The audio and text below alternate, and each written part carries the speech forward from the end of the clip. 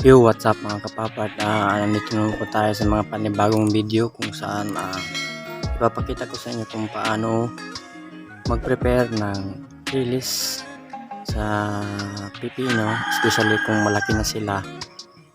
Kailangan na nila ng trellis upang sila ay makapag-grow ng maayos. So, ito ang mga kadalasan na mga kailangan upang gusto nyong magtanim ng pipino. Kailangan mag-prepare kayo ng gagawing trellis upang sila ay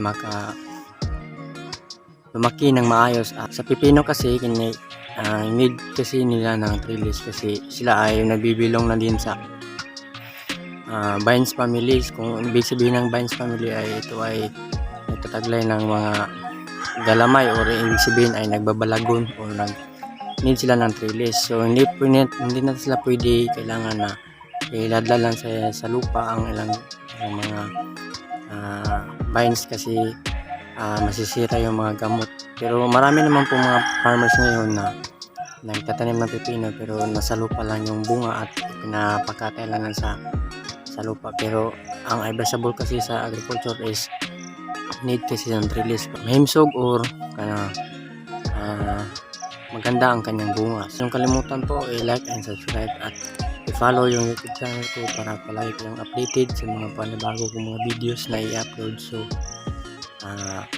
tara, punta na tayo sa mga gawain natin.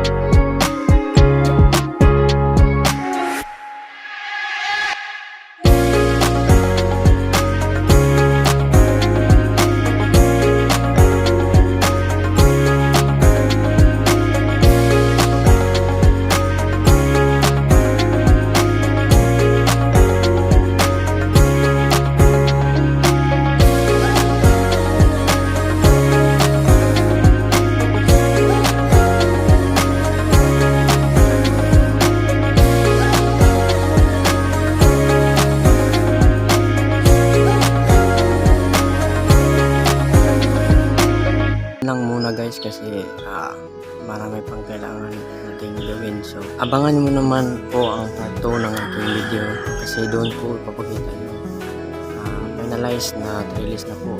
So ngayon ay haligin muna ang ipapakita ko sa inyo kasi yun ang fondasyon ng trellis natin. So kung nagustuhan kayo sa ating video, huwag niyong kalimutan share at like and subscribe at hit yung notification para palagi kayong updated. Kung may katanungan po kayo sa video, just comment lang below sa comment section sa baba. So yun lang, at sana may nakuha kayo ng aral sa ating video kung saan napakita ko sa inyo ang basic na gawain kung isimula tayo ng small scale na pipino or small na garden ng pipino para for consumption only lang po. So yun lang at salamat.